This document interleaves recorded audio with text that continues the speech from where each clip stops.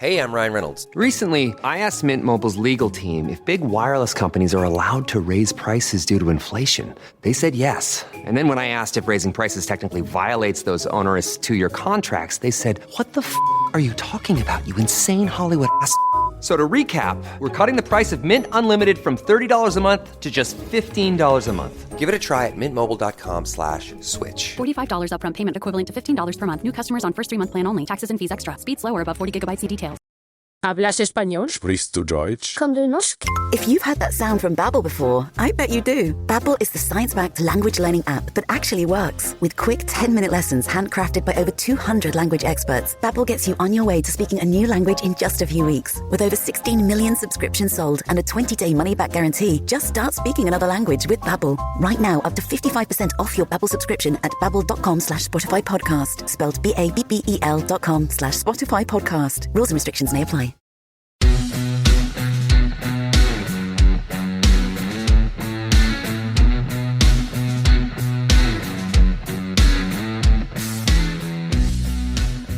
Olá, pessoal! Bem-vindos a mais um episódio de Mil Crimes. Eu sou a Bruna e comigo está de volta a Jéssica. Oi, Jéssica. Olá, pessoal! Como vocês estão? Eu tô bem, tô ótima. Espera as pessoas responder. Gente, tem um recado pra dar que é bem importante, que a partir dessa semana a gente vai diminuir a quantidade de episódios por semana. Então vai ser um episódio por semana.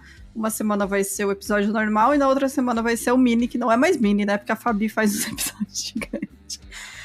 Mas é porque a gente vai passar por um período agora de reestruturação. Então até agosto, mais ou menos, a gente vai fazer isso. E depois vamos tirar umas miniférias e depois voltamos. Então só para vocês ficarem sabendo, as gravações do episódio normal continuam no Discord. Então quem é apoiador, a gente vai avisar sempre que tiver, a cada 15 dias. E as lives também continuam toda semana.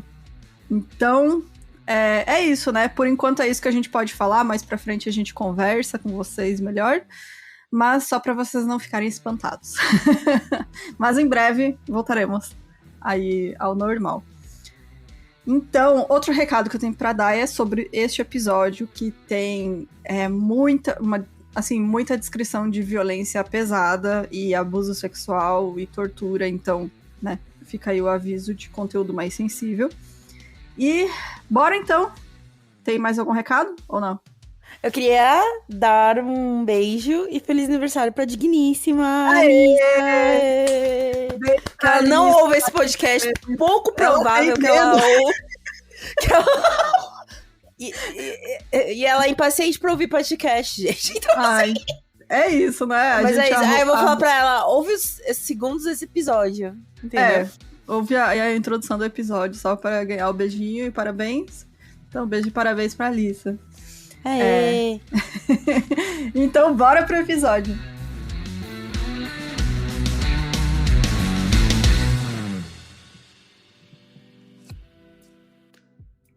O John Norman Chapman, ele nasceu em 17 de junho de 1947 em Windsor, no Canadá. Pouco depois que ele nasceu, o pai dele, o Richard, abandonou ele, o irmão e a irmã mais velhos, e a mãe deles, a Loretta. E a Loretta teve que cuidar das crianças sozinha. Isso em 47, né? Imagina aí as dificuldades que a coitada da Loretta passou. Além de abandonar a própria família, o Richard era muito abusivo e tinha problemas constantes com bebida. Mas a Loretta, ela logo se casou novamente, só que esse outro homem com quem ela casou também era abusivo, e esse casamento durou apenas 1 ano. Quando o John tinha 2 anos, o padrasto jogou ele tava no carro e tava brigando com a Loretta. E aí o padrasto ficou muito puto e jogou o John pro banco de trás. Tipo, tirou a criança dos braços dela e jogou no banco de trás. Em outra ocasião, ele provocou uma briga com outro homem, e aí esse outro homem apontou uma arma pra ele, e o que esse pedaço de bosta fez? Gente, o padrasto pegou pra se defender e usou o John como escudo humano, que era uma criancinha de 3, 4 anos, assim. Gente do céu, chocado. O cara apontou uma arma pra ele e ele botou a criança na frente pra se defender. Tipo, o cara não atirar. Enfim, Como eu comentei, esse casamento também não durou muito, e aí depois dessa segunda separação, em 51, a Loretta resolveu mudar de cidade e foi para os Estados Unidos com os filhos, né, para Detroit, onde ela se casou novamente com um homem chamado William Collins, que adotou legalmente seus 3 filhos, por isso que a gente chama o John de John Collins, e não de John Chapman. Mas o William, assim como os outros homens na vida da Loretta, também era abusivo, violento e alcoolista.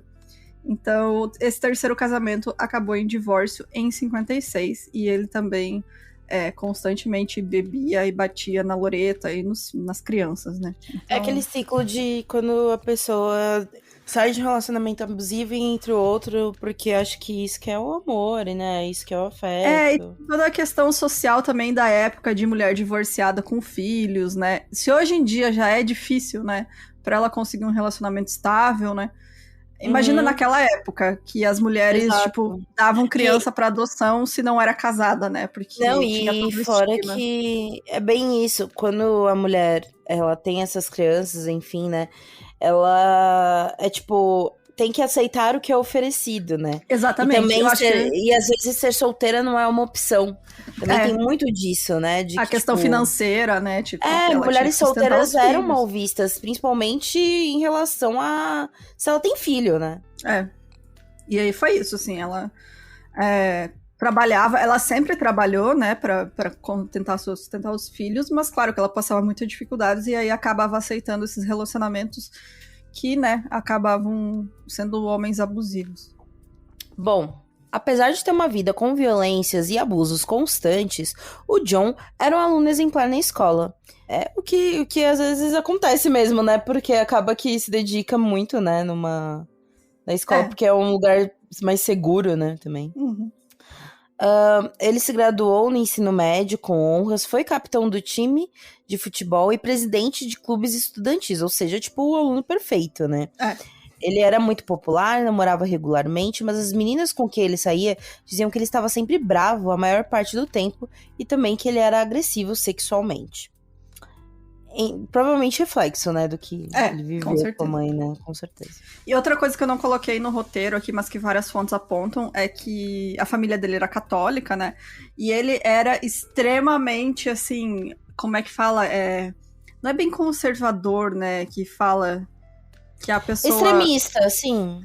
Não, bem conservador em relação a sexo mesmo, sabe, sexualidade, e tipo, ele era extremamente misógino. E ele tinha essa visão bem retrógrada, assim, né? Claro, anos 50, né? Óbvio, era o padrão da época, mas ele ficou puto com uma menina porque ele achou que ela tava dançando muito sensualmente, sabe? Numa festa. É nesse nível, assim. Então é bem assustador, assim, que desde o início... Porque, né, as figuras paternas que ele teve, todas abusaram da mãe dele, né? É isso que eu ia falar, né? Eu acho que talvez a figura... que ele tem, né, de masculinidade, a figura que ele tem de feminilidade, é uma feminilidade que aceita essas violências, aceita entre aspas, obviamente, né, gente? Sim. Mas uma questão dessa de que, tipo, enfim, né, se um homem agredir é porque provavelmente ele tá certo, enfim, e de uma violência vinda dos homens, né, então é isso. Isso aconteceu com uma galera, viu, gente? Não era só psicopatas e coisas do tipo, tá, viu? Padrão da época. Era padrão da época, infelizmente. Em 65, aos 19 anos, o John entrou para a Universidade do Michigan para estudar educação. Ele entrou na fraternidade Theta Chi e impressionou seus professores com suas notas altas. Mas a partir do segundo semestre, suas notas começaram a baixar porque o John estava mais preocupado em cometer pequenos crimes apenas pela emoção do que estudar. Nessa época, ele conheceu Andrew Matthew, que o acompanhava em alguns desses delitos. O John eventualmente foi expulso da fraternidade por conta desses crimes e por ter sido acusado de trapacear em uma de suas classes. Virou o bad boyzinho, né? Tipo, ele roubou dos colegas de fraternidade, daí foi expulso por isso. No ano seguinte, o John descobriu que a irmã dele, que estava grávida e era casada, estava tendo um caso com outro homem. Algumas fontes dizem que ela engravidou desse amante, outras que, tipo, o John pegou os dois e ela já estava grávida do marido. Enfim, o caso é que o John espancou esse cara, o amante da irmã, até ele ficar inconsciente. E ele também bateu na própria irmã grávida até que ela sangrasse enquanto xingava ela de vários nomes. E aí, como a gente comentou, né, o John tinha crescido cercado de abusos e tinha muita raiva acumulada, até que ele não conseguiu mais conter essa misoginia e violência dele e cometeu seu primeiro assassinato, pelo que a gente sabe, porque esse caso é mais um daqueles que provavelmente ele matou muito mais gente, e a gente não sabe, né, mas vamos comentar aqui dos casos que são colocados como sendo dele. Em 7 de agosto de 67, o corpo de Mary Flesler, de 19 anos, foi encontrado em uma fazenda a pouco mais de 3 quilômetros da cidade de Ypsilanti.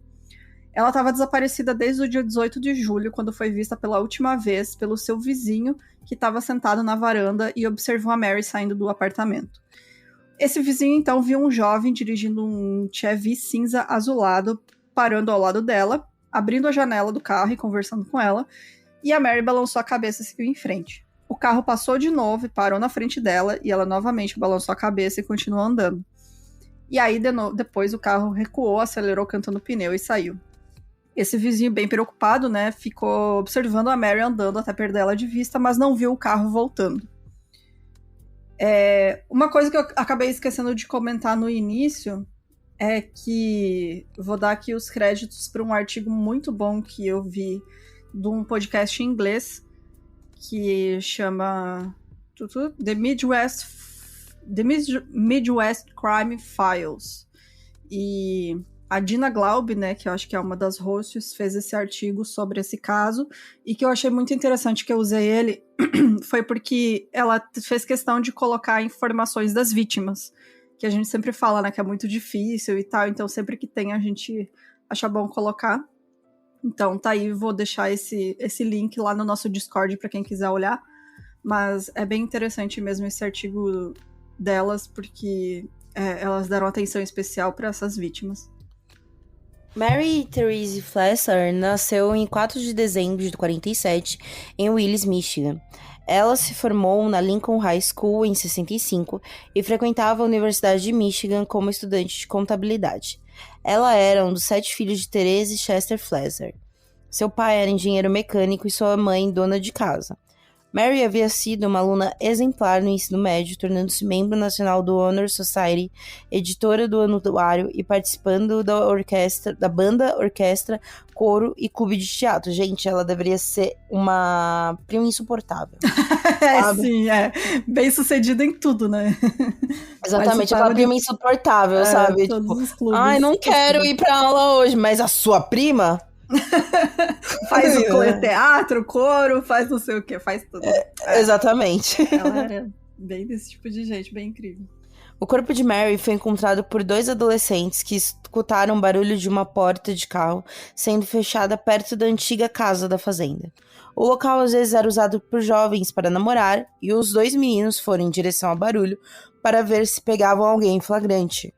Mas antes de conseguirem ver o carro, eles ouviram outra porta batendo e o veículo indo embora. Seguindo as marcas de pneu no matagal, eles se depararam com o cadáver já em decomposição e foram correndo chamar a polícia. This episode is brought to you by Shopify. Do you have a point of sale system you can trust, or is it a real POS?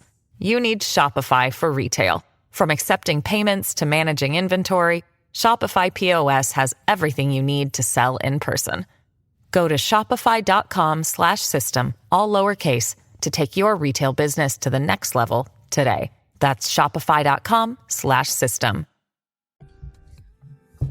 Eles só perceberam que se tratava de uma pessoa porque eles viram a orelha do estado que estava o corpo, né? Então, ou seja, já estava em outro lugar, provavelmente. Então, aí que justamente, o John tem isso, ele volta várias vezes para os locais, né, e move os cadáveres, e provavelmente ele praticava necrofilia, apesar de, na época, não ter exames, né, que conseguissem comprovar isso. Mas o cadáver estava nu, deitado de lado, com o rosto para baixo, um antebraço e mão e os dedos da outra mão estavam faltando. Ambos os pés foram cortados nos tornozelos e mordidas de animais eram evidentes na pele e nos ossos. A princípio não ficou claro se a vítima era homem ou mulher, E o médico legista, o Dr. Henry Scoville, estimou que a vítima estava morta há aproximadamente 1 mês, e aí ela foi rapidamente identificada nos registros como sendo da universitária desaparecida Mary Flesler. A autópsia encontrou evidências de que ela tinha sido esfaqueada repetidamente no peito, aproximadamente 30 vezes, e 20 dessas perfurações foram infligidas por uma faca ou outro objeto pontiagudo. Essas coisas vão muito por uma questão de crime passional, quase, né? É o ódio, né? Quando um crime envolve ódio, principalmente, né, a misoginia e tal, tem essas características, né, de tipo, que eles falam desumanização, que é bater no rosto da vítima, né, muitas facadas, porque é realmente um crime de ódio, ou quando é muito pessoal, né, quando a vítima, o assassino conhece a vítima. Mas realmente, e assim, é surreal, é muito assustador que ele já começou assim. É muito violento já. Tão brutal, né? Já é horrível isso aqui e só piora. Gente, assim, quando eu comecei esse caso, eu não sabia do nível de brutalidade que eram os assassinatos dele. Porque, pra quem não sabe, esse cara aqui, ele foi conhecido como assassino de universitárias antes do Ted Bundy, né? Porque foi nos anos 60, 50. Foi 50... 65, né? Que ele começou. 65 não, desculpa. Que dia que ela foi encontrada? 67. E o Ted Bundy é só de 70 e poucos depois, né? Então, esse cara aqui... Só que eu acho que justamente pela brutalidade dos assassinatos dele é que as pessoas não conhecem tanto. Porque aí é realmente só quem se interessa por true crime e tal que acaba conhecendo os detalhes do caso, né? Porque se você pega, assim, os casos que as pessoas mais conhecem, né, de true crime, assim...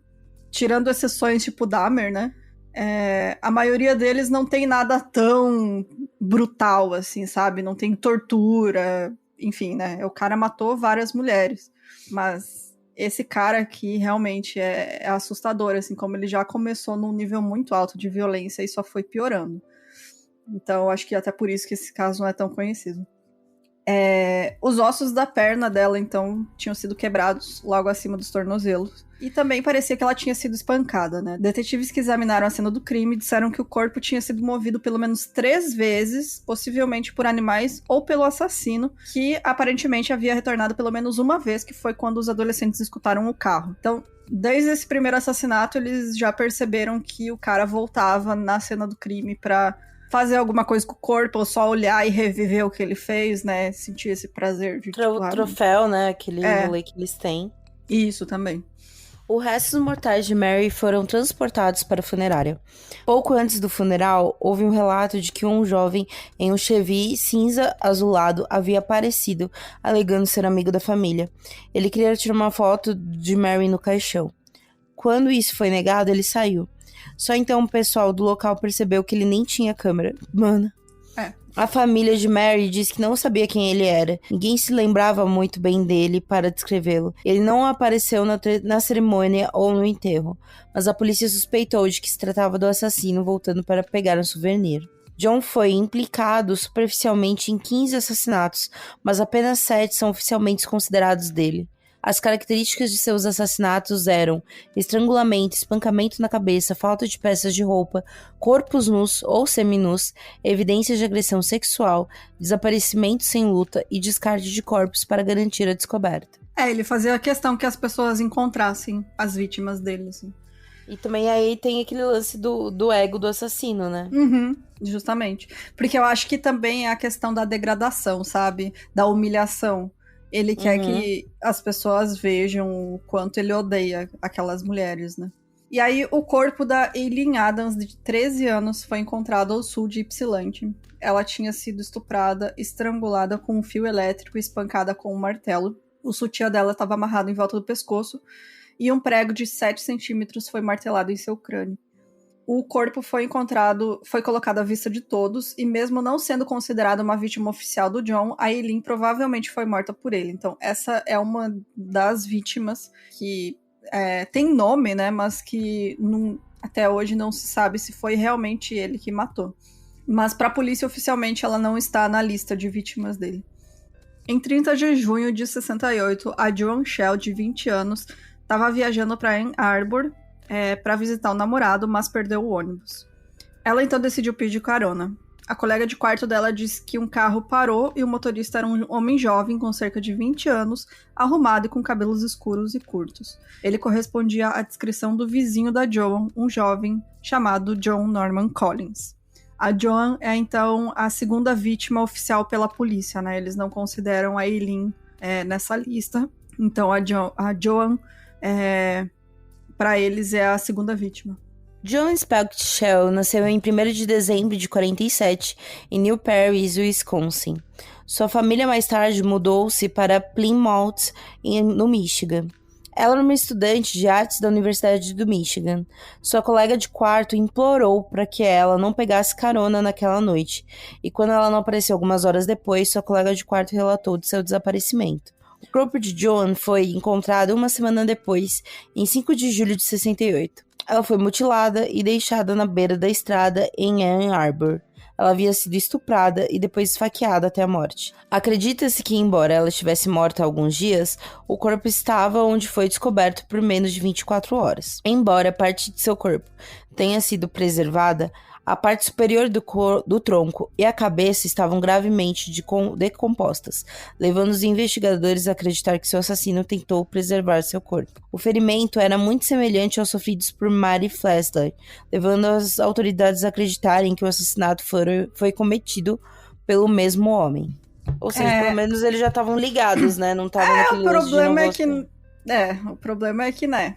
Não se esforçaram nada no início. Só mais pra frente é que se mexeram. E poderiam ter salvado algumas vítimas aí nesse caminho.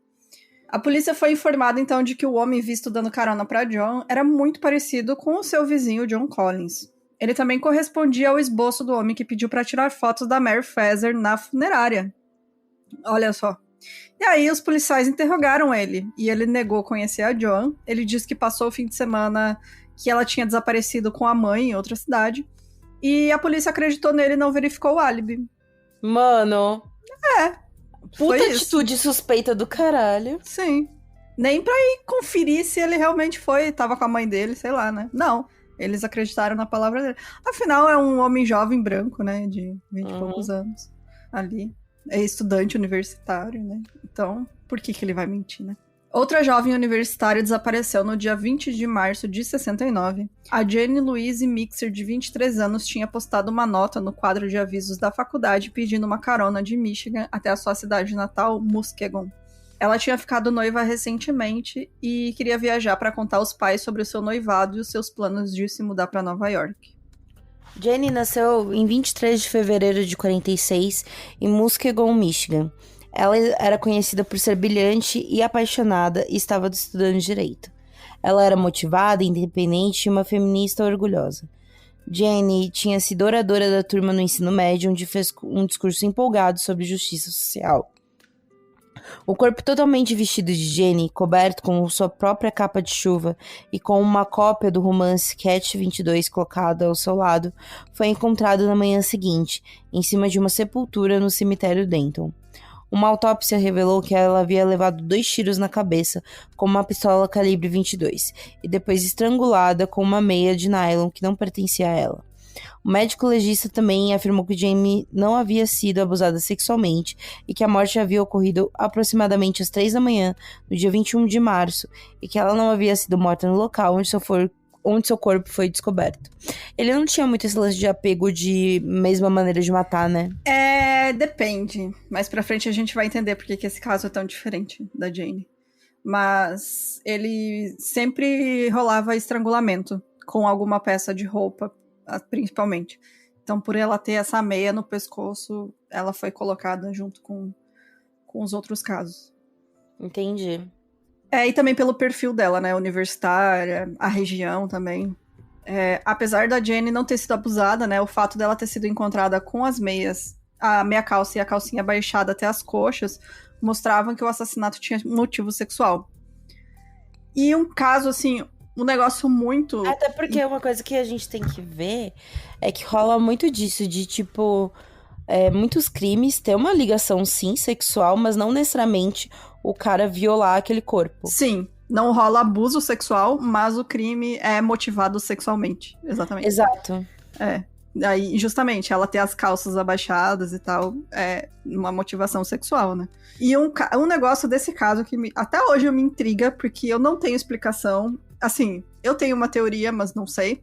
Talvez, né, seja a mais aceita, assim, por quem conhece o caso. É que todas essas mulheres, a Jane, a Joan e a Mary, estavam menstruadas quando foram assassinadas. E é um negócio que acontece com quase todas as vítimas do John. Gente. Praticamente todas estavam menstruadas. Mas como que ele sabia, por exemplo? Então, pra mim, a minha teoria, que eu vejo as pessoas comentando, é que, tipo, ele pegava essas mulheres, ele pode ter abusado de outras mulheres, violentado outras que não vieram a público depois, afinal, né, naquela época já era terrível, uma vítima, né, e se apresentar assim pra polícia. Na hora que ele ia abusar delas e ele percebia que elas estavam menstruadas, ele tinha um ódio tão profundo que matava elas. Então não é que, tipo, como ele sabia, aconteceu que as vítimas que foram fatais dele eram porque estavam menstruadas, sabe? E daí ele gerava esse ódio dele. Chegaram já a ter outras vítimas que não foram mortas? Justamente, não sei. Eu não consegui encontrar. Não sei. Entendi a ideia. Eu imagino que seja isso, né? Porque é muita coincidência que várias vítimas dele estavam não tem como ele saber, sabe? Isso não tem como saber. E tem relatos de ex-namoradas e tal, contando que, tipo, quando a menina fala... Mais pra frente eu comentei ali, mas... que ela falou, tô menstruada. Ele ficou puto, ficou com muita raiva e ele tinha muito nojo, sabe? Então, aí eu acho que é meio que esse ódio, sabe? Ao feminino e tal. Sim, total. Né? Então, talvez seja isso. É a única explicação que eu tenho, assim, porque realmente não tem como ele saber. Mas é uma coincidência bem estranha, assim. Talvez ele tenha outros motivos, né, disso ter acontecido. Comenta aí, deixa aí nos comentários se você tem outra teoria. Comentem o que vocês acham. Mas eu acho que faz sentido o que você falou. Até porque, por exemplo, se hoje em dia ainda rola um tabuzinho sobre menstruação, né? Tipo, você não sai falando, né? Toda hora, assim, você tá menstruada. Então, não foi perguntando, não foi questionando. Eu acho que, justamente, foi tão violento essas vítimas. Talvez as que ele tenha matado de outra forma menos violenta não tenham sido colocadas nessa lista, sabe? Que não estavam menstruadas, por exemplo. E aí ele não ficou com tanta raiva, sabe? Não sei. Essa é a minha teoria. Talvez. Não sei. Nunca saberemos, porque ele não fala. A meia em seu pescoço, né, o fato dela ser estudante universitária e a proximidade dos outros casos levaram a polícia a juntar o caso dela ao das outras jovens. Apenas 5 dias depois que o corpo da Jane foi encontrado mais um corpo. Como a gente sabe, né, acaba cada vez mais rápido, né, serial killer vai ficando... confiante vai demais também, né? Dessa vez foi o da adolescente de 16 anos, chamada Marilyn Skelton. Gente. Ela foi encontrada, assim, esse é o pior dos casos, gente. Eu acho que eu nunca vi um assassinato tão horrível quanto o da Marilyn. Ela foi encontrada em uma área rural, a poucas centenas de metros de onde o corpo da Joan foi encontrado na estrada. A autópsia e a cena do crime da Marilyn eram tão violentas e horríveis que os investigadores afirmam que foi o pior que eles já tinham visto em 30 anos de serviço. Bom, a Marilyn Skelton era estudante da Romulus High School e ela nasceu em 4 de março de 53, na Wayne County, Michigan. Ela havia sido vista pela última vez fora de um restaurante perto de Ann Arbor 2 dias antes de seu corpo ser descoberto. Marilyn também era conhecida por ser usuária de drogas, traficante e informante ocasional da polícia. Ou seja, já vivia de uma maneira coitada, né, velho? Uma adolescente, né? Porque tipo, quase uma criança, gente. Enfim. Então já era uma pessoa marginalizada, né? Isso que eu queria dizer. A polícia tinha certeza absoluta de que não era um crime relacionado a drogas devido à sua brutalidade. Porque se é geralmente relacionado a drogas, é só execução, né? Com fora que, sei lá, tipo... Aí já mal li, mas eu acho que talvez seja essa brutalidade por ela não ser uma... que você mesmo falou, né? Que ele era muito tradicionalista, assim, né? Talvez pra ela fugir totalmente disso, né? Ser uma adolescente que usava drogas, que, enfim, comercializava, enfim. Algumas fontes dizem que ele, tipo, ficava puto só da mulher ter a orelha furada, sabe? Então. Imagina o ódio que ele deve ter tido da Marilyn, uma adolescente, né? Que tá ali nas ruas e usando drogas, enfim.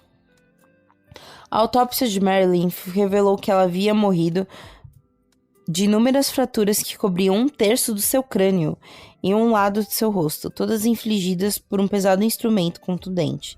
Esses ferimentos foram infligidos depois que a vítima foi extensivamente espancada e torturada. Seu assassino colocou um pedaço de sua própria camisa em sua traqueia para abafar seus gritos enquanto ela era espancada no rosto, na cabeça e no corpo, incluindo várias lacerações profundas que se acreditava terem sido infligidas com uma tira de couro.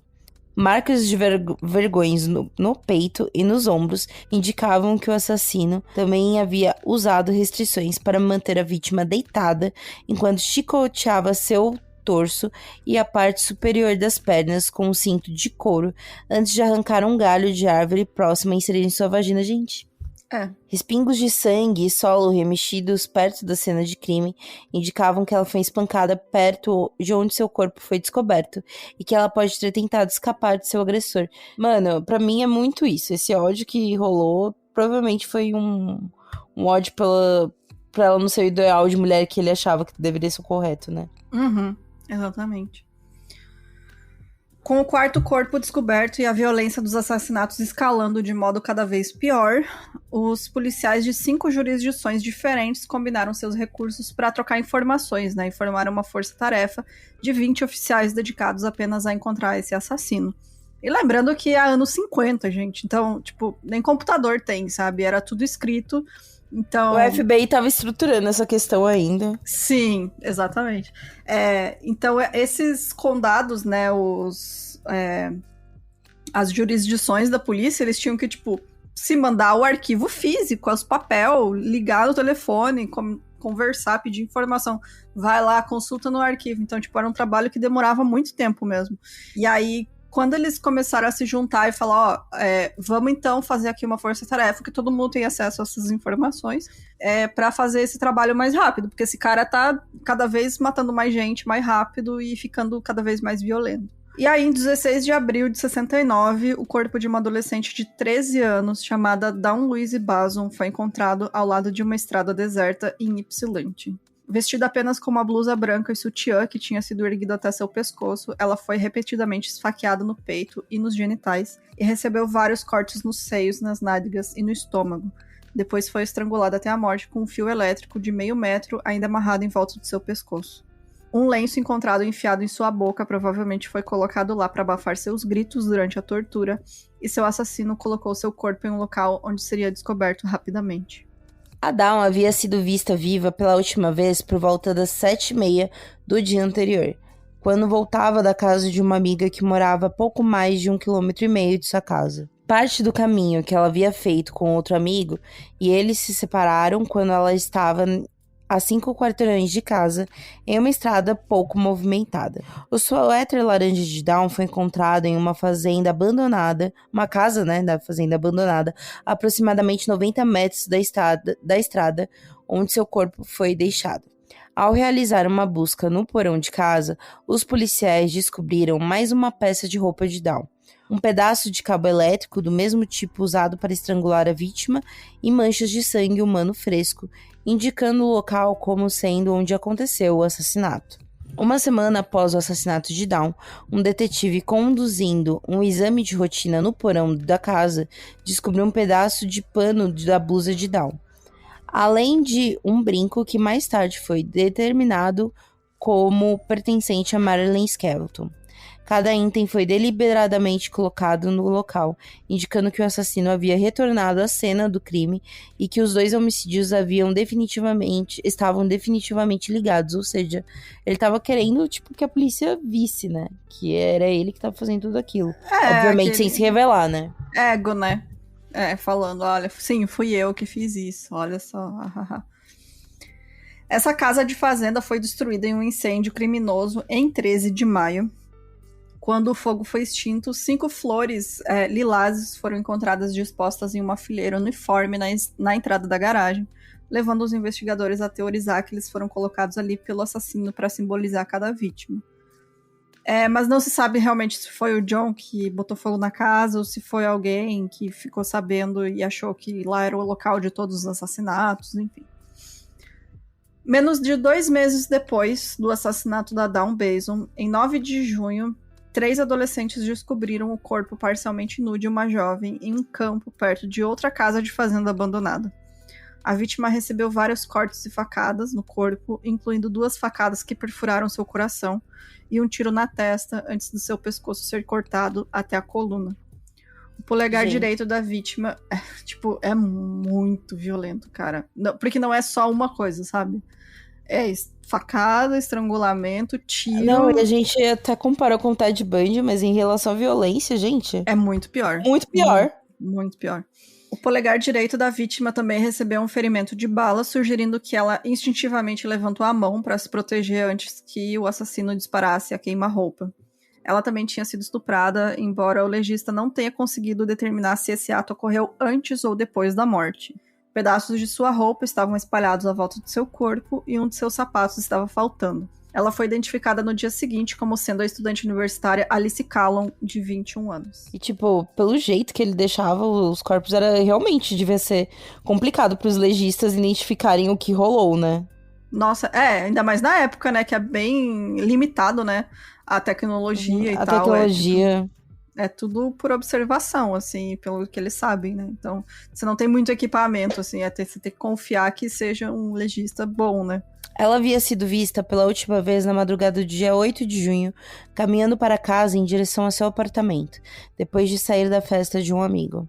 A descoberta de várias manchas de sangue seco e 2 botões da capa de chuva da vítima em uma pedreira comercial em 10 de junho indicou que a Alice havia sido assassinada naquele local.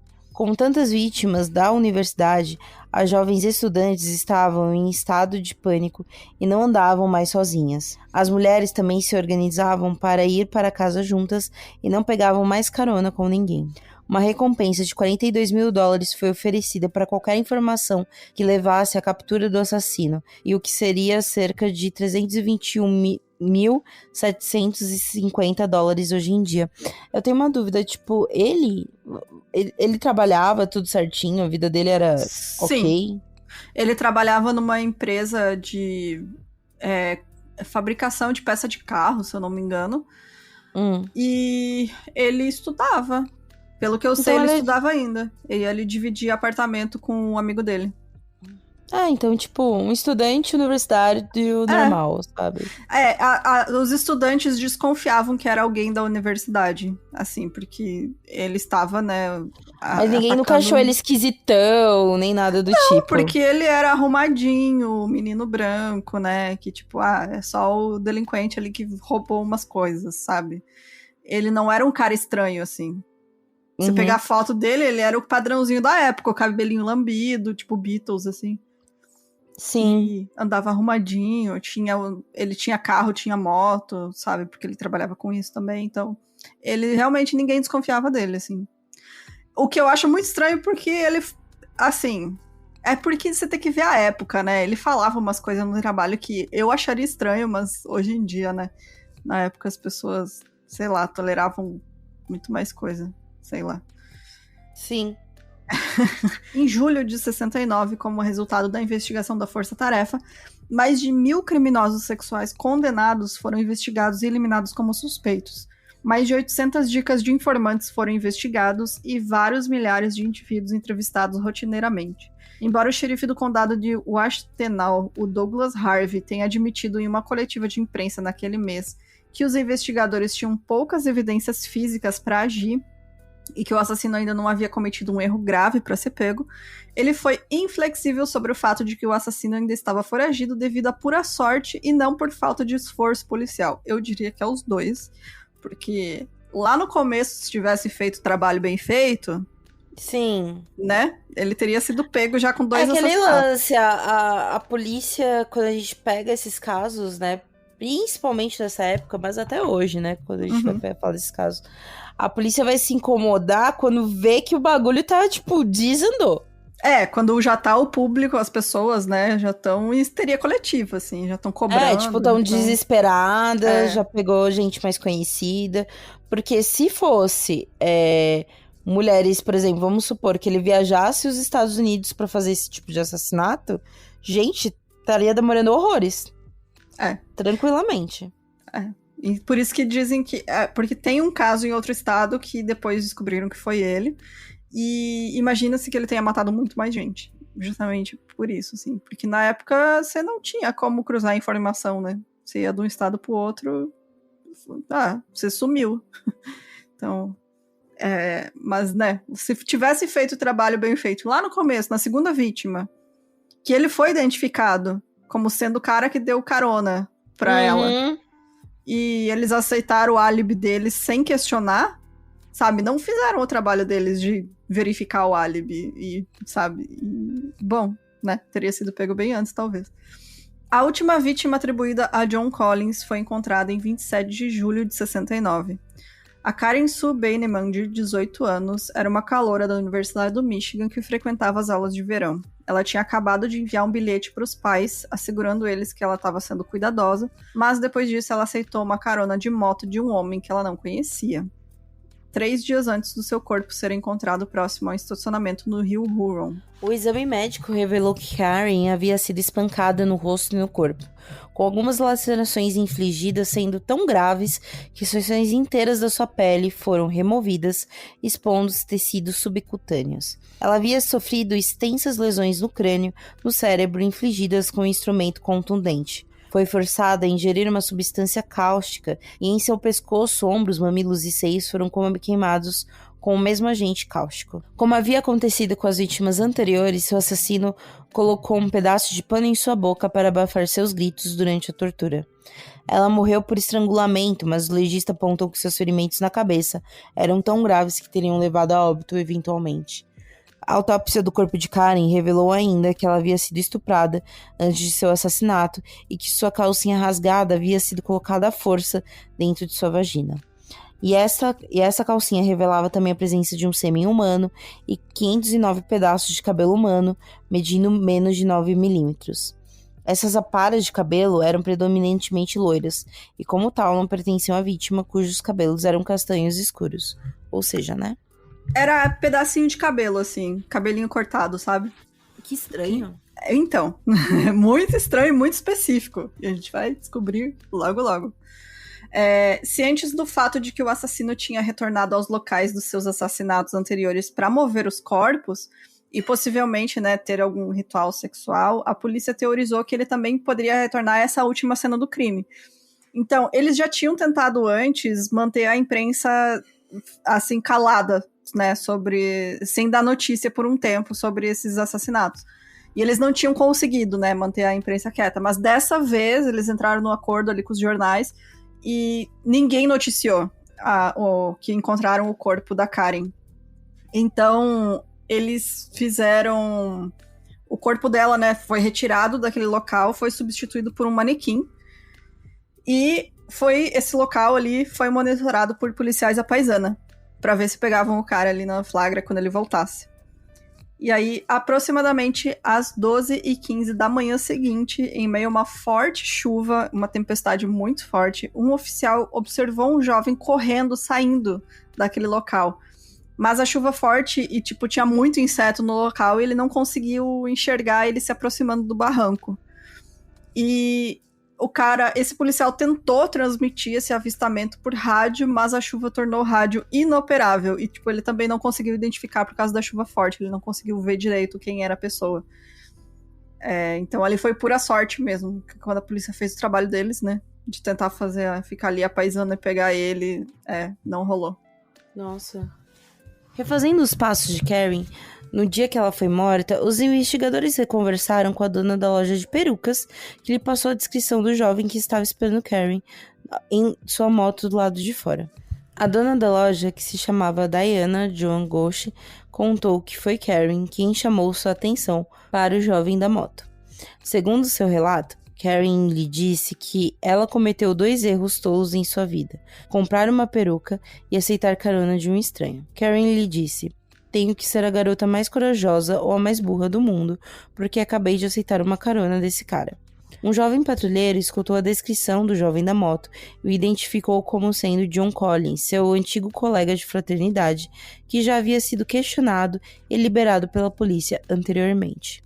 Quando os policiais voltaram à loja com fotos de John, tanto Diana quanto sua funcionária o reconheceram imediatamente. Finalmente, né? Uhum. Finalmente. E aí, o John, ele tinha uma reputação, né, entre os colegas da universidade como sendo um ladrão, né, que foi despejado da fraternidade porque roubou os colegas de quarto. Alguns conhecidos diziam que ele era muito educado com mulheres, enquanto outros descreviam ele como lascivo e mal-humorado. Ele era conhecido por se envolver em violência sexual, incluindo aí um caso que ele já tinha sido acusado de estupro de uma mulher que resistiu, né, aos seus avanços. E além disso, várias dessas mulheres que se envolveram com ele contaram que ele ficava furioso ao saber que uma mulher estava menstruada.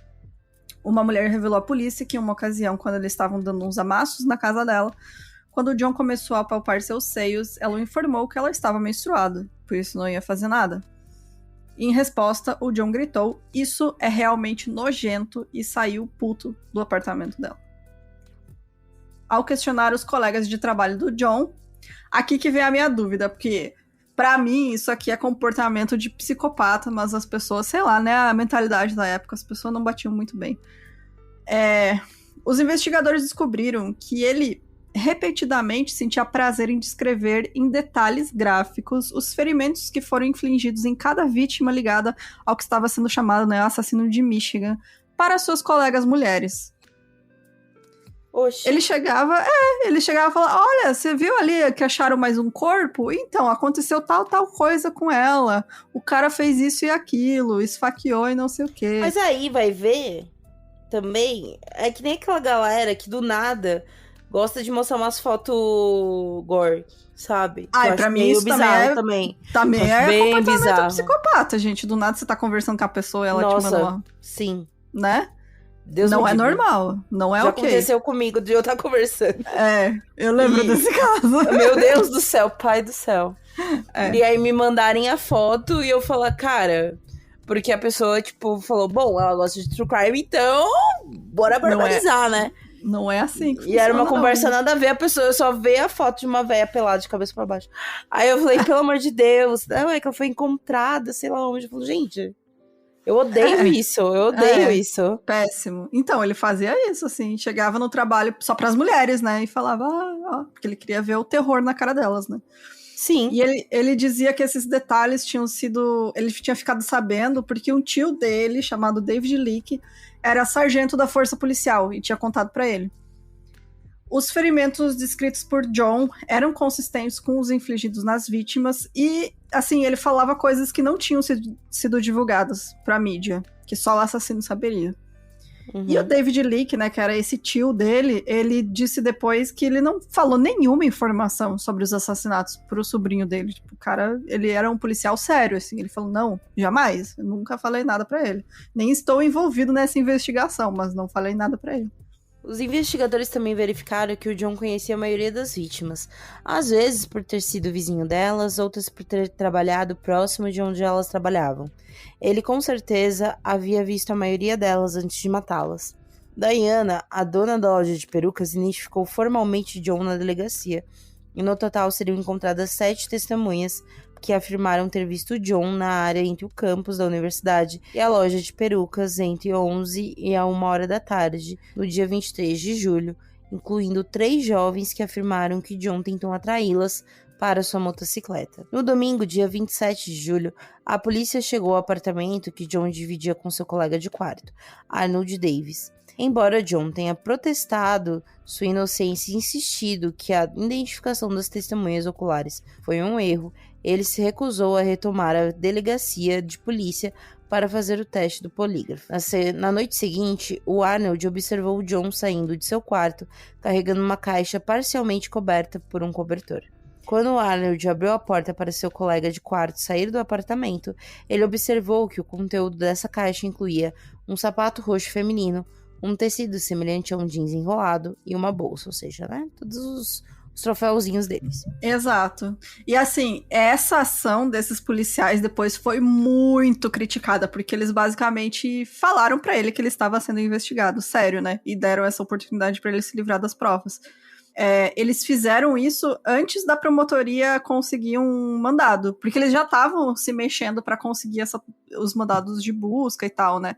E esses policiais resolveram ir lá antes pra ver se pegavam ele, se, sei lá, faziam ele falar, sabe?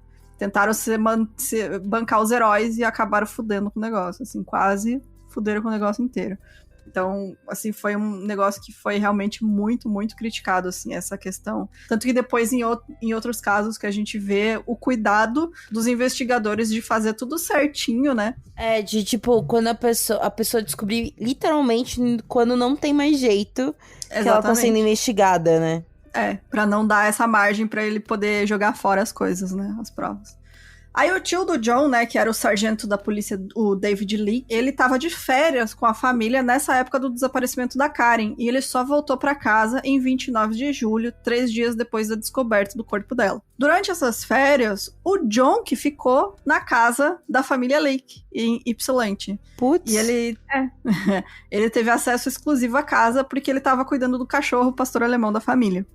Então o tio dele falou, você tá, meu sobrinho novo ali, né, um jovem solteiro, fica aqui na casa, vem aqui alimentar o cachorro. Né, tipo... Exato. Quem nunca, tipo, vou viajar, uma pessoa que eu confio, que é meu parente, poxa, vai no meu cachorro.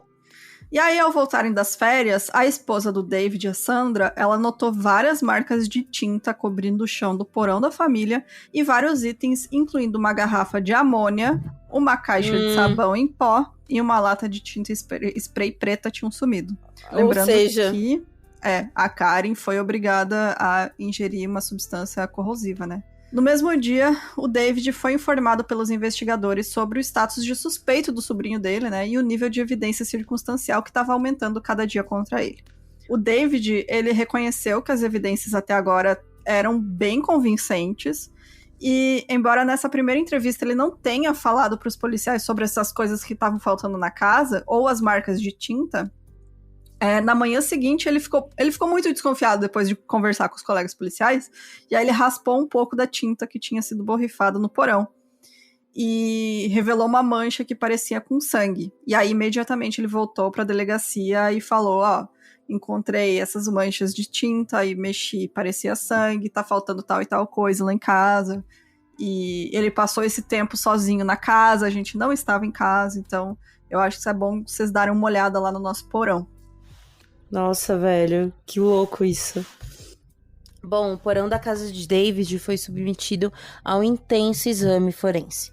Embora os especialistas forenses deduzissem depois que as manchas cobertas pela tinta preta eram, na verdade, manchas de verniz, um dos investigadores descobriu várias aparas de cabelo, muitas medindo menos de 9 milímetros ao lado da máquina de lavar da família. Quando questionado sobre a origem desses pedaços de cabelo, David, que não havia sido informado da descoberta dos pedaços de cabelos encontrados na calcinha de Karen, informou aos investigadores que sua esposa cortava regularmente o cabelo de seus filhos no porão e que ela havia o feito um pouco antes deles saírem de férias. Além disso, essa busca também descobriu pequenas manchas de sangue em 9 áreas do porão, ou seja, era o cabelo das crianças. O cabelo das crianças que ela cortava no porão. Uhum. E aí, quando ele levou a Karen lá, ficou na calcinha dela, que a polícia encontrou depois. Sim. Exames posteriores confirmaram que os cabelos batiam exatamente com os cabelos encontrados na calcinha de Karen, que significava que ela havia estado naquele porão. Questionados, um dos vizinhos chegou a afirmar que ouviu gritos abafados de mulher vindo da casa dos Lake na noite em que Karen havia desaparecido. Esse corno chamou a polícia? Não chamou, né? Gente, me dá um ódio toda vez que, tipo, vão falar com o vizinho. Não, eu escutei uns gritos, assim. Porra, mano, sabe? Mas custa também, o quê? Hoje em dia, caralho, gaguejei pra caralho. Enfim. Mas assim, também, hoje em dia a gente tem, por exemplo, lembra que tinha campanha não lembro se você vai lembrar, amiga, mas tinha campanha falando que se você ouvisse uma criança gritando ou uma mulher gritando era pra chamar a polícia? Sim, meta a colher era a campanha, né? Meta a colher, era, exato. Tipo, briga de marido e mulher, meta a colher. Meta a colher. Verdade, cara, teve campanha governo para as pessoas acabar com violência doméstica, mano. Entendeu? Por quê? Porque durante um tempo era um lance que eu vi já acontecer em casa, de tipo, a gente ouvir o vizinho bater nas crianças, e aí a gente fala, mano, e se chamar? E se não chamar? Se chamar pode dar ruim pra gente, sabe? Então, você fica meio assim. Então, se existe isso hoje em dia, se precisou de uma campanha pra fazer isso, imagina naquela época, né? É verdade. Eu penso muito nisso. Bom, assim que os relatórios do laboratório dos cabelos, né, e das manchas de sangue, porque naquela época não tinha DNA, o que eles podiam fazer é determinar o tipo sanguíneo, né? E aí eles viram que era o mesmo tipo sanguíneo da Karen, né? Então a polícia recebeu esses exames e logo foi prender o John Collins, e os veículos e o apartamento dele foram revistados. Nada relacionado às vítimas foi encontrado em nenhum dos locais, mas o Arnold, né, que era o colega de quarto dele... Claro, né? Porra! Exato. O Arnold falou, porra, ele jogou uma caixa que tava cheia de coisa aqui e descreveu as coisas pra polícia. Eles falaram, olha só, fizemos merda, né? Mas, em 1º de agosto de 69, o John Norman Collins foi formalmente acusado pelo assassinato da Karen Sue Beineman, que é essa última vítima e que tinha mais provas, né, contra ele. Uhum. Enquanto aguardava o julgamento, a polícia soube de outra possível vítima na Califórnia, que eu tinha comentado mais cedo. Então, em 30 de junho de 69, a Roxy Ann Phillips, de 17 anos, foi assassinada em Salinas, na Califórnia. A Roxy tinha falado para amigos que ela tinha um amigo chamado John, que frequentava a Universidade de Michigan. E depois da investigação, foi determinado que o John e o colega de quarto dele viajaram para Salinas em 29 de junho. O corpo nu da Roxy foi encontrado em uma ravina com o cinto de seu vestido no pescoço. Ela tinha sido estrangulada e faltava um brinco. O John foi formalmente acusado do assassinato da Roxy Phillips em abril de 1970. John foi a julgamento pelo assassinato de Karen Beineman em 2 de junho de 70 e em Ann Arbor. Ele optou por não depor em sua própria defesa. As principais evidências contra ele incluíam a identificação da funcionária da loja de perucas, que viu ele com Karen, o sangue na casa de seu tio e os cabelos de seus primos encontrados na calcinha dela. A defesa alegou que a perícia não era confiável e a polícia era culpada de assediar John. Em 19 de agosto de 1970, o John Norman Collins foi considerado culpado de assassinato em 1º grau e condenado à prisão perpétua sem possibilidade de liberdade condicional. Durante o julgamento, a polícia percebeu que a maioria das vítimas se parecia com a mãe de John. Eles também observaram que os assassinatos pararam após sua prisão. Sua mãe e irmã o defenderam, insistindo que ele era inocente e estava sendo acusado injustamente. John apelou de sua condenação várias vezes, todas sem sucesso. A polícia encontrou mais evidências de que ele era culpado de matar as outras vítimas, embora nunca tenha sido acusado judicialmente. Eu acho que é em questão em respeito às famílias também, porque foram assassinatos tão brutais, sabe? Porque se você vai a julgamento, você tem que colocar todos os detalhes lá, né? E aí, sim, eu acho que a polícia falou, não, a gente já conseguiu essa condenação, ele já esgotou os recursos dele, ele não vai mais sair, então não tem por que a gente colocar, né, as famílias tendo que sofrer tudo isso de novo, né? Em 1980, o John mudou seu sobrenome para Chapman, que era o sobrenome do pai biológico dele. E como ele tem dupla cidadania dos Estados Unidos e Canadá, ele solicitou transferência para uma prisão no Canadá. Só que ele fez isso, né, de caso pensado, porque esse pedido foi originalmente concedido, mas revertido depois que o público ficou sabendo e ficou indignado, porque o Canadá provavelmente ia dar liberdade condicional para ele. Exato. Aí ele teve também vários problemas na prisão por contrabando, enfim, ele criou vários problemas dentro da prisão. E ele sempre se recusou a dar entrevistas, mas ele continua insistindo até hoje que ele é inocente, apesar de os assassinatos terem parado depois que ele foi preso. Olha só que coincidência.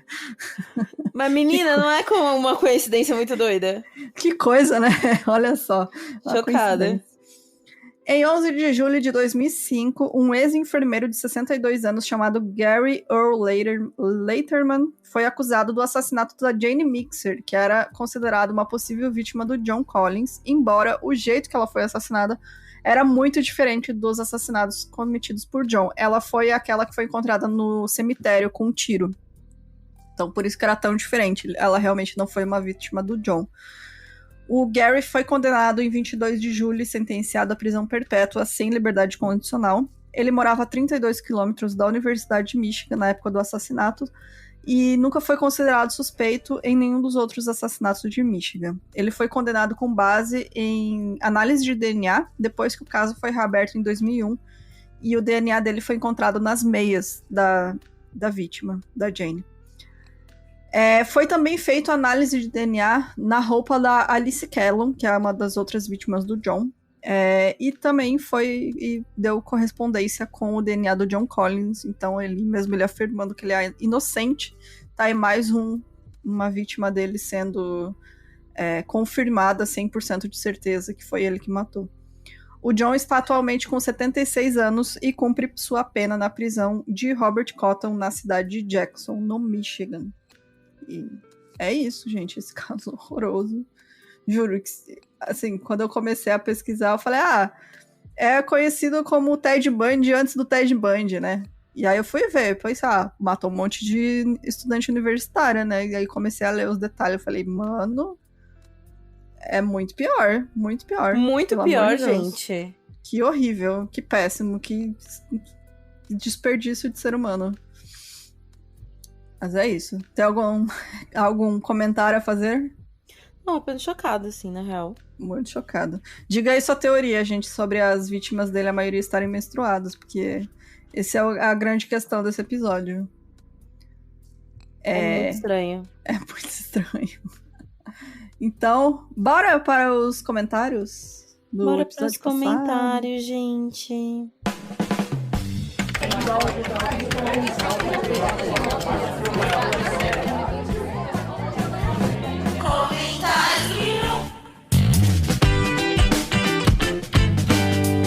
Eu não estava, né, no episódio passado, galera. Sim. A Jéssica está tirando a carteira de motorista, como vocês sabem. Uhum. E aí, a semana passada atrasou e aí ela não conseguiu participar. Exatamente. Logo inclusive, eu vou fazer minha prova de teórica. Teórica ainda. Teórica, calma aí. Calma aí. Ainda tem que fazer as aulas, né? Ainda tem um tempo Quem de paz. Quem mora na zona sul de São Paulo, fica atento, galera. Fica de olho. Pedestres de capacete na rua. Não apenas pedestre, até motorista aí, se você quer seu carro inteiro, entendeu? Eu adoro que nossos ouvintes aqui, os apoiadores, já estão falando que é mentira, é por causa que você é brigada com a Fabi. Ai, gente, é isso. É que a gente obviamente brigou. É as Spice Girls, gente, aqui. A gente é briga de ego e eu fico aqui no meio, né? Como uma criança filha de pais divorciados. Aliás, venho protestar, que é um negócio que eu tuitei esses dias, que assim, gente, isso aí, a maioria que faz isso é homem, entendeu? Vou falar mal. Que a questão é, sempre, desde, tipo, que, não somente quando eu entrei, mas também, mas eu desde vejo que a Fabi entrou. Eu acho que desde que a Fabi entrou, rola muito de uma comparação muito doida que vocês têm com a gente. E nós três sabemos, estamos cientes que somos muito diferentes uma da outra. A gente pensa diferente, obviamente. A gente fala de maneira diferente. Minha dicção é toda cagada. De Fabi, entendeu? Mas a questão toda, gente, é que é muito chato a gente ouvir falando assim, prefiro fulana, prefiro ciclana. Não, mas ciclana com beltrana, sabe? E a gente sabe disso, sabe? Tipo... que obviamente as pessoas às vezes preferem algumas configurações e tudo mais. Mas é muito ruim, porque a gente não faz um trabalho legal, sabe? Porque tem gente que fala, me identifico mais com fulana. Beleza. Sim. Ok. ok. Ah, eu gosto do jeito, gosto pra caralho do jeito da Fabi. Me identifico com a gagueira da Jéssica, sabe? Eu gosto do jeito da Bruna. Isso daí, poxa, gente, a gente ama, real, assim, que vocês entendem nossa individualidade. Mas é muito ruim não dá pra ficar comparando, gente. Ficar comparando, gente, porque, não. Sabe, é chato, não tem porquê. A gente não tá disputando, sabe? Menos a gente faz esse trampo junto. E aí, no final... Já tá rolando várias fanfics aí das brigas. Digita aí, galera. Por que vocês acham que é a Fabi brigando? Ai, mano. Manda aí as fanfics. Manda aí. Mas isso, gente. Não precisa comparar. Sério, é desnecessário. Desnecessário. Porque o 1001 é feito pelas três. E nós três... É a identidade do 1001 é nós três. E é isso. Então, independente do que você achar, a gente não vai mudar. Então, bora para os comentários aí do episódio das Mortes Bizarras. Que eu adorei fazer. Adorei que vocês gostaram também. Que dá pra falar bastante besteira. Ai, gente, eu ouvi também. Eu achei muito bom. Dá pra fazer outras edições, porque tem uma lista gigantesca de mortes bizarras que eu não coloquei aqui. Então, mais pra frente a gente faz outra. Sim. Eu vou começar, então, com... Deixa eu ver. O comentário da Rose. A Rose. No Instagram. Ela falou: o John tomando ácido sulfúrico pra dissolver o aço das facas que ele tinha engolido salvou minha semana. Vou rir sem parar até domingo. Só espero não virar um caso bizarro de morreu de rir. Depois eu lembrei da piada do harakiri baiano e eu me arrependi de não ter falado no episódio. Cara, eu fiquei muito triste. Que eu tive a oportunidade de falar que o John cometeu o harakiri baiano e perdi, mas estou falando agora, ele cometeu o harakiri baiano. Pra quem não sabe, harakiri era aquele ritual que os samurais japoneses faziam, né, de suicídio, né, quando eles eram condenados à morte, eles tinham essa opção de se matar, que é se esfaqueando, né, com a espada na própria barriga. Eles cortavam, assim, pra saltar as tripas pra fora. E aí dizem, né, que o harakiri baiano é mais devagar. Então, no caso do John, demorou anos para ele se esfaquear. Por isso é o harakiri baiano. Vou ler aqui do Diogo de Mello. Eu adoro o Diogo. Que lembrei dos papos com a Bruna na pracinha da URI. Nas madrugadas... Da URI, o URI. Não sei o que é a URI, amiga. Pô. Amiga, é a universidade da minha cidade. Então, ó, tava certo, é o URI. Entendeu? Não, às vezes a gente chama de URI. Ah, entendi. Pracinha da URI. Nas madrugadas, no início dos anos 2000, se relar o episódio sobre as torturas, não pode faltar a tortura dos botes feitos pelos antigos persas. Eita, eu não conheço. Também não conheço. Tortura dos botes. Aí a Cris perguntou aqui também o que é RPG, gente. RPG é um jogo de personagens, que a gente inventa personagens e interpreta esses personagens. É isso. Gente, escafismo. Suplício dos botes é um método de execução. Gente! Eu amo, meu gente! Deus! Nossa, é muito horrível. Peraí, deixa eu abrir aqui um pra eu ler. O método mais conhecido começava com o criminoso tendo suas mãos e pernas amarradas. Vamos ver. Cadê? O carrasco fazia a pessoa beber uma mistura de mel e leite até que ele não aguentasse mais. Então depois a encharcava com o líquido antes de forçá-la a se deitar em um pequeno barco que ficaria à deriva em um pântano. A partir disso, isso fazia com que a pessoa ficasse ali vomitando e não sei o que, atraindo moscas. E a partir disso, a sujeira da pessoa faria os insetos e vermes comê-la viva por dias e semanas até que ela morresse. Como o processo podia ser lento e não resultar em morte, o carrasco costumava colocar ratazanas no barco e cobrir a pessoa com outro barco. Gente, a pessoa apodrecia viva. Pelo amor de Deus. Prendiam no barquinho e... Nossa, que horrível. Nossa, que péssimo. Nossa, não vou dormir hoje. Mas enfim, saudades dos papos de bêbado de adolescente. Deixa eu ver aqui. Oi, então, agora eu vou ler aqui da Dani Oliveira no Instagram. Falou, lavo o banheiro ouvindo vocês e hoje ri com vontade. Obrigada, meninas. Vocês salvaram minha semana. Jéssica, ouvi o podcast que você indicou no episódio passado. E mulher, eu já vejo umas coisas andando pela casa com esse podcast, a atenção só aumentou. Deve ser o do Lugares Assombrados, do Parcast, gente. É que assim, o foda do Parcast é que ele é ambientalista com som, né? Sim, eles fazem toda a produção. E esse Lugares Assombrados, eles contam a história de Lugares Assombrados, obviamente, mas eles também fazem historinha, sabe? No início. Então, tipo, eles contam a história e aí, enfim, é muito ótimo. Sobre Oz, a Fabi me desbloqueou um trauma do passado.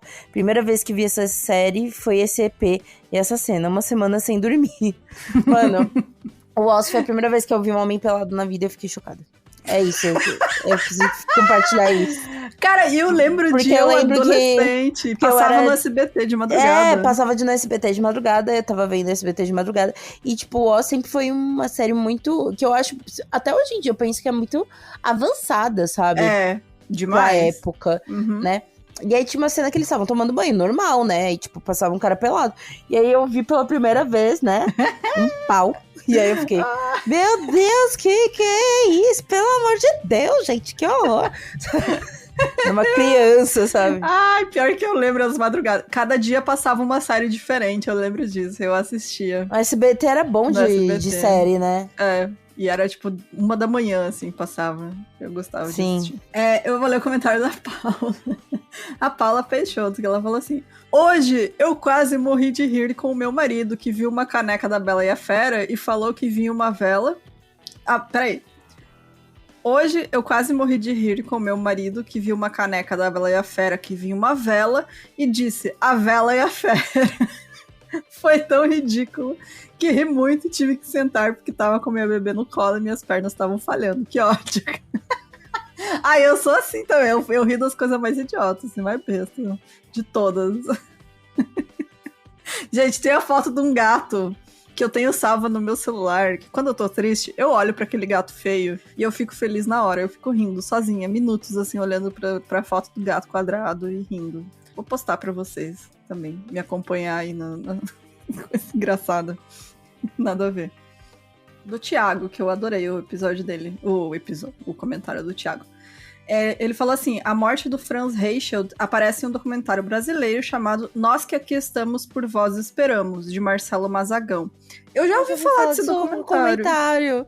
Mas eu não assisti e nem sabia sobre o que se tratava. Então eu adorei o comentário dele. Esse documentário conta como pessoas anônimas que já morreram se tornaram ícones, seja por terem se tornado acidentalmente em protagonistas únicas de um determinado momento histórico, seja por terem vindo esses momentos da história da humanidade no século XX. Além do Franz Reichelt, também aparecem figuras como Mané Garrincha, os vários homens no formigueiro que se tornou Serra Pelada durante a Corrida do Ouro, pessoas que aturam em lados opostos durante o Fordismo e a crise de 29 e muita gente que perdeu a vida durante as guerras. O documentário tem pouco mais de 1 hora de duração, é todo em pequenas mensagens de texto, com música ao fundo e sobreposto por imagens de arquivo, e por isso é bastante gráfico, especialmente as imagens de guerra. Não recomendo para quem estiver em um momento mais vulnerável de depressão ou suscetível a gatilhos, pois a narrativa leva uma reflexão muito profunda sobre como tratamos a cultura, religiosidade e a nossa própria existência diante de viver consciente de que um dia morreremos, como pensamento, qual legado queremos deixar. E ele deixou o link do YouTube do documentário. Ai, que legal, vou ver depois. Eu vou postar lá no nosso Discord para quem quiser. E adorei a indicação aí, fica pra quem quiser assistir. Eu já tinha ouvido falar também desse documentário. Também, e é bem isso, sabe? Eu ouvi falar, mas nunca procurei saber sobre o que era. Exato. Que bacana. Uhum. Tem e-mail, amiga? Temos o e-mail da Kimberly. Sugestão de caso, leia o meu e-mail nos comentários finais, por favor. A Kimberly, ela falou assim: oi meninas, tudo bem? Adoro o podcast, foi amor à segunda vista. Estou maratonando, já ouvi mais de 200 episódios. Vocês são minha companhia diária a caminho do trabalho, enquanto preparo o jantar e, óbvio, durante a faxina pesada. Gostaria muito que vocês fizessem um episódio sobre o caso Lucas Terra. Já ouvi outro podcast sobre, mas sei que vai ser ainda melhor com o roteiro de vocês. É um caso de 2001. Está sendo feito, gente, só que a questão é que, enfim, é que eu estava terminando de ver também um outro, inclusive já indico desde já, que tem um podcast que umas meninas fizeram sobre Lucas Terra, né, aqui no Spotify mesmo, e é bacana, né, porque é bacana, né, que eu digo, é que dá pra ver que elas fizeram uma questão investigativa, enfim, né. Sim. Então, bem legal. E é um caso que, assim... Eu acho que de verdade, o caso do Lucas Terra e o caso também da Daniele Toledo, que foi foi acusada de matar a filha com cocaína e tal, não sabe? Sim. Enfim, esses casos, eu acho que envolvem pessoas tão grandes e é tão mal falado, né? Mal falado que eu digo pouco falado, na verdade, que, né? O caso da Daniele Toledo, que a gente já falou também aqui no podcast, né?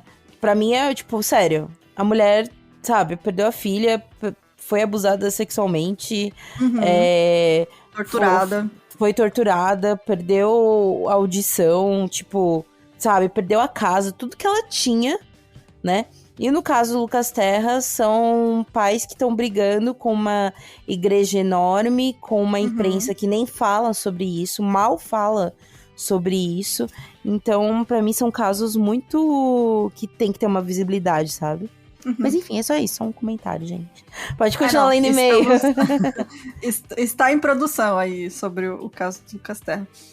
Mas é isso, ela falou um pouquinho do caso, né? É um caso extremamente revoltante, mas acho muito importante dar visibilidade após tantos anos. Obrigada pela dedicação e trabalho de vocês. Obrigada a você, Kimberly. Obrigada, Kimberly. E é isso, gente. Muito obrigada aí pra todo mundo. Se você quiser mandar um e-mail, fazer uma sugestão de caso, comentar alguma coisa, manda pra gente no milemcrimes@gmail.com. Se você tiver história de medinhos, ou creepypasta, ou sei lá, o que for que você quer escrever, historinhas assustadoras. História de Alien pra Bruna, que ela ama. Manda no milemedinho@gmail.com. Inclusive, adoro que o nosso ouvinte que fica cuidando os seguidores lá no Instagram agora tá me cobrando no Twitter também. Sobre fazer o caso Prato, né? Operação Prato. Então, assim, ainda não temos 10 mil seguidores. E eu já avisei que eu não vou fazer esse roteiro. Se vocês quiserem, alguém faça. Não, eu faço questão. Amiga, eu não vou dormir se eu fizer esse roteiro. É isso, gente. Não, eu faço questão, mas o episódio você vai fazer. O episódio eu faço. Cagada, mas eu faço. Mas é isso, gente. E apoia a gente, que a gente precisa do seu apoio ainda para manter o podcast, crescer cada dia mais. E você faz isso entrando no nosso site, milemcrimes.com.br. Então, é isso, gente. Semana que vem tem outro episódio e beijos. Tchau, tchau. Beijo, galera. Ai, nos apoia. Você falou já. É isso. Já. Tchau.